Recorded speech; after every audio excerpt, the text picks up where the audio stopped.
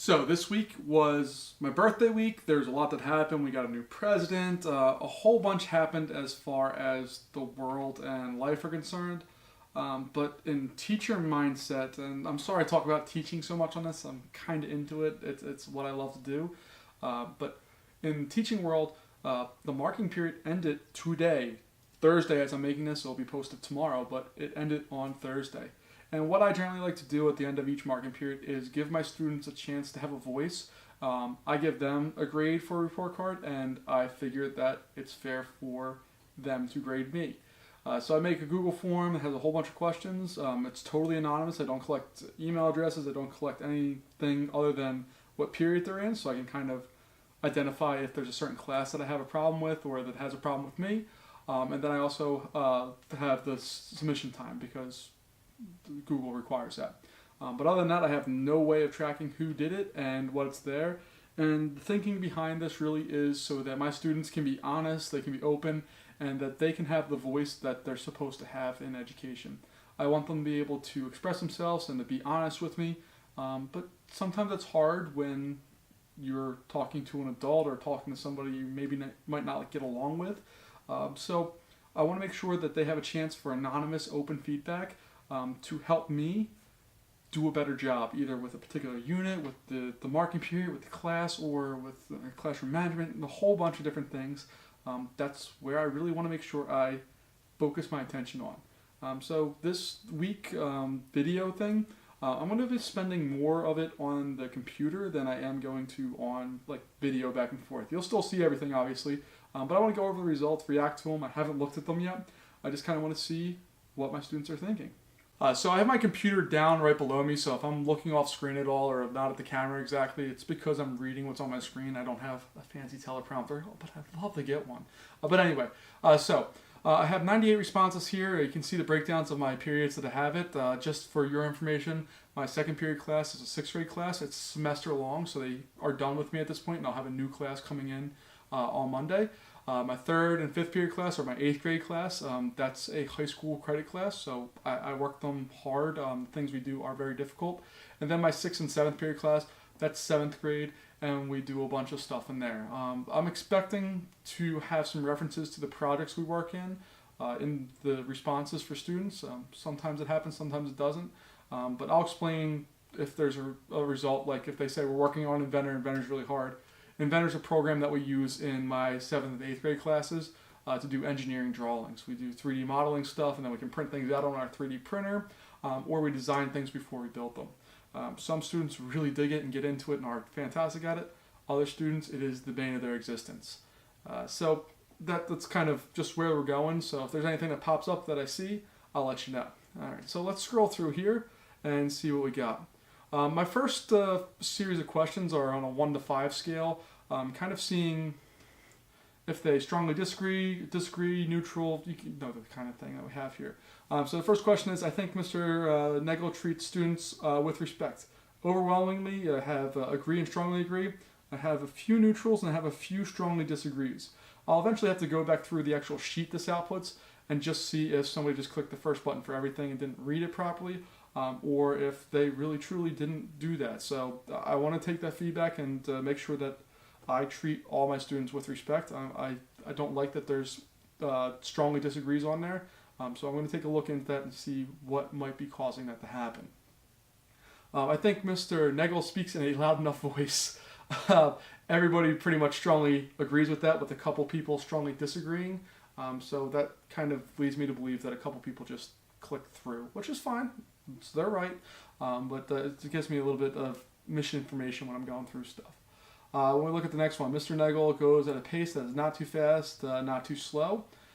There's a lot of people who strongly agree, a lot of people that agree, but there's a much larger group of normal or neutral on there. There's a couple of disagrees, and again, a couple of strongly disagrees on there. So I need to look at that and see what's going on, because I'd much rather that be up on the strongly agree and agree side. There's a couple neutrals, so they're feeling a little wishy-washy about it. So I'm going to have to figure out better where that takes us. Is it yes, no, what? Mr. Nagel gives fair punishments. Again, everything kind of shifts over to the strongly agree side. But there are a couple of strongly disagrees. and there's a couple more neutrals than I was hoping for. So I'll have to take a look at that, how I dish out my punishments, and kind of what's going on. Let's go down here. What was your favorite part of the class? We have a bunch of everythings, which is fun. Playing Minecraft. These are my sixth graders that responded first, and we play a good bit of Minecraft in there. Minecraft EDU, awesome. We do a lot of collaborative stuff. That's fun. We do Lego robots, so we have the EV3 robots, everything. They really like the 3D printing. Coding's on there. The music, I let them listen to music during class. I don't have a problem with that as long as I don't hear the language. I'm cool. So apparently the best thing is listening to music in my class. Awesome. Everything with, I can't even count that many exclamation points. Robot fighting, we do Lego Sumo in the EV3, so that's fun. Being a tactile learner, look at that. Look at that, using your learning styles there. Awesome. Solving the cubes, okay. We're probably moving into my 8th grade class at this point.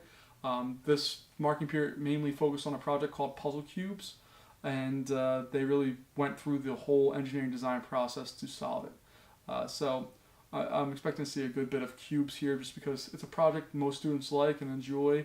Not too bad, but we go through. So let's take a look. Cubes, blocks, the fun parts. I don't know what that means.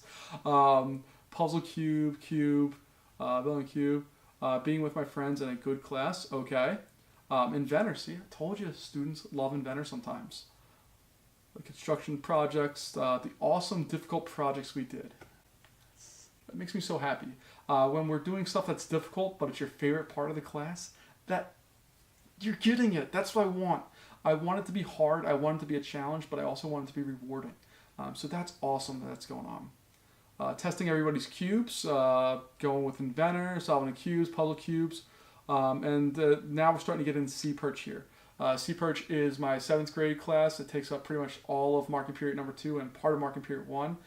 They build remote control submarines, and then we'll go test them at a Navy base down near DC. It's a lot of fun. It's a really cool project, and there's a lot to go on there. So they did C-Perch, anything, using the soldier, that's solder.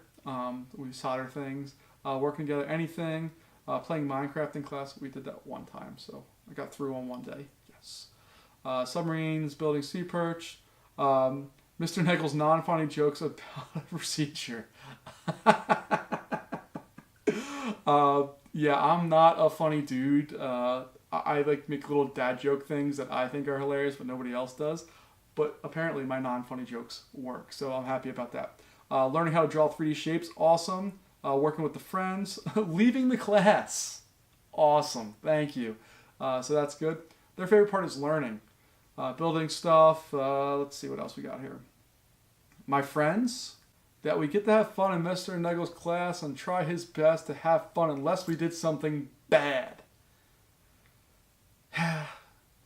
That's always a challenge, but yeah, I try to make sure we have a good time in class, and if there's behavioral problems that crop up, I will take care of them, I will address them, but I want to make sure I'm addressing them properly and fairly, so I need to do some evaluation with that and how it's going. Let's move on to our next question, because we're done here. What was your least favorite part of the class? My 6th graders got a bunch of nothings. I tested them with Inventor this year. It's kind of just a throw-in thing because we got done. My class was really good at coding this year, so I didn't have to spend as much time teaching them the basics as what I normally would. So we did a little bit of stuff that I don't normally do, and in all honesty, I probably didn't do as good of a job as what I should have there. So I'm glad to hear that feedback, that they did not enjoy Inventor the way that my 7th or 8th graders might. So I'll have to keep that in mind for the next semester coming through. But then again, I have people who like 3D modeling, drawing views, nothing. So there we go. The PSA, we make a PSA video at the beginning of the class in 6th grade, so we do that. The work that was due really soon. Yeah, I do definitely push timelines with some things. I don't give them as much time as what they probably would want for certain projects, because we have things that we need to cover and things we need to go over, so sometimes I don't give the time that normally would be necessary to do everything there. They don't like that it ends. Nothing. The Oyster Project, yeah, I agree. The Oyster Project needs some work, and it's something I've been meaning to address for a little while. Now we're getting into my 8th grade converting numbers, not working with other students. There's not a lot of group work in the beginning part of the class. It gets very group oriented later on, but the beginning part, not at all. So I'll take a look and see what I can do. Millimeter stuff, statistics, seats. You just don't like the physical seats or the seats that you're in. Be more specific. It helps me out. Glue in the blocks. Don't know. Everything seemed to be unsatisfactory. So nothing was satisfactory? Or you meant that everything seemed to be satisfactory? Data tables, trying to make other students' cubes. One person had that as a favorite. Now I have something that is the least favorite. Not working together, drawing views, making isometrics. Yeah, there's a lot of drafting stuff we do, and it's difficult, it's strange. It pushes the envelope of being developmentally appropriate for some of them. So I can understand why it's tough and why some students don't like it. Dial caliper, measuring stuff, puzzle cube. Oh my. Tests, quizzes, assessment, and inventor. So basically all the things that we use to measure what we're doing. Don't like tests, quizzes, assessments at all, or inventor. That's awesome. I love it. In my 7th grade class, we just started electronics. So we watched the Magic School Bus episode, and they had previously watched it in 6th grade. So they didn't like watching it again. Cool. Being burned by solder, yeah, this is not fun. Just like how much time we spend here, it should be increased. Awesome. Inventor stuff, they didn't like anything. Everything is what this is like. C-Perch on there. Learn new content. Not doing anything fun like when we have to learn new content. I want to ask about that in class and see what I can come up with because I'm not sure exactly what that means.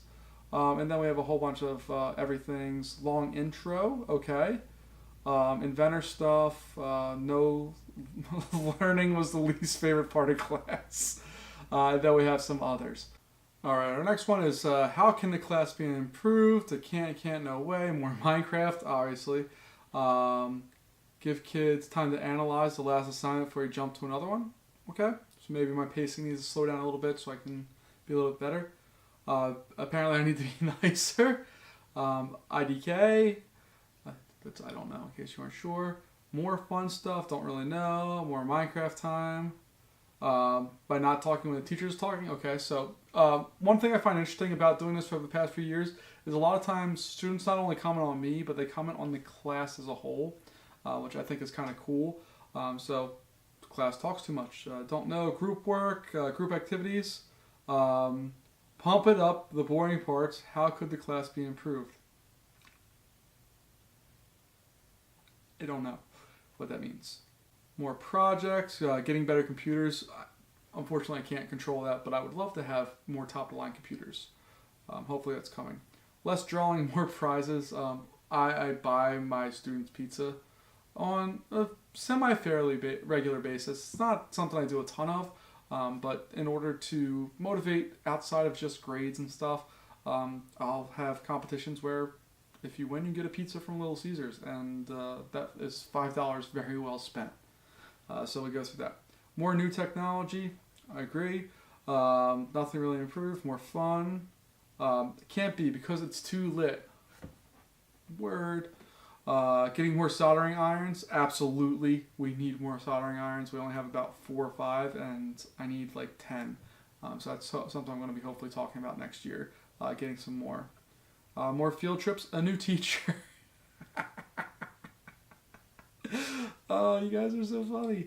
No inventor. Okay. More things that are unique.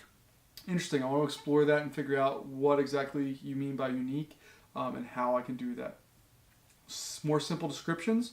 I can definitely work on that. I know sometimes I get a little chatty, so I want to go through that. Help us out more instead of telling us to use sources and give less work. First off, spell my name right. Come on. But second, definitely with use more instead of helping you out and telling you to use sources. As I said in my previous video, I really believe that I don't want to teach. I want to help you in what you need to do. And part of that is giving you sources and giving you information on how to solve problems and then allowing you to go solve them yourself. I don't want to be the one who has to walk you through everything. So I understand what you're saying, and it would make it easier for you. But my job's not to make things easy for you. I want you to learn and become self-reliant. So that's really what I'm looking at. And give less work, that's just not going to happen. I'm sorry. I know it would probably improve things with the work level, but I expect greatness from you, and I'm going to give it to you. And part of that is giving lots of work. So greatness is going to come from you one way or another, and I'm just trying a different method maybe than what you're used to try to get it out of you. Sorry. Not having assigned seats, yeah, I'm kind of a jerk about that. Everything's perfect. Maybe more tools. Yeah, I agree. We need more soldering irons. That would help out a whole bunch. If you had to tell somebody about it next year, what would you tell them? We got a lot of it's fun. It's awesome. The classroom is the best. Mr. Negel is kind, but just know when he's not all play, he's serious when he needs to be, like my mom. That's fantastic. I love it. Yeah, when we need to get to work and when we aren't getting things accomplished, I definitely crack down a bit, but I do like to have a good time. Oh, it's lit. Word. Lucky to have this class. Awesome. Everything. Best class you'll ever have. Good luck. Take notes. It's fun and amazing. Come on, you didn't even do an ugh. You just went Come on. Class is so fun. You get to build awesome projects. It's amazing. It's a cool class. It's lit. Man, I'm getting all kinds of stuff lit here. 10 out of 10. Finish your work diligently. Absolutely. Yes, please do that. It's an easy class for high school credit, and you have fun. Depending on your definition of easy class, yeah, for some people it's very difficult. Other people not so much. Class is lit. Good, funny teacher. See, my jokes, it can be difficult, but it's fun. That's an awesome comment as far as I'm concerned. I do want this class to be difficult. If you're in 6th, 7th, or 8th grade, I do really want it to be a hard class, a challenging class, but I want it to be fun. I want you to enjoy it. So, awesome. I'm pretty happy about that. It's lit. It's so fun you will have a fun attack. Why? Oh my goodness. Okay, let's see what else we have. Work hard and you'll have lots of fun. Absolutely, you're getting it. That's what I want. Be prepared to be bored out of your mind. Okay, we'll see what we can do. I'll work on figuring out what that means. It's really fun, but beware or he no jokes.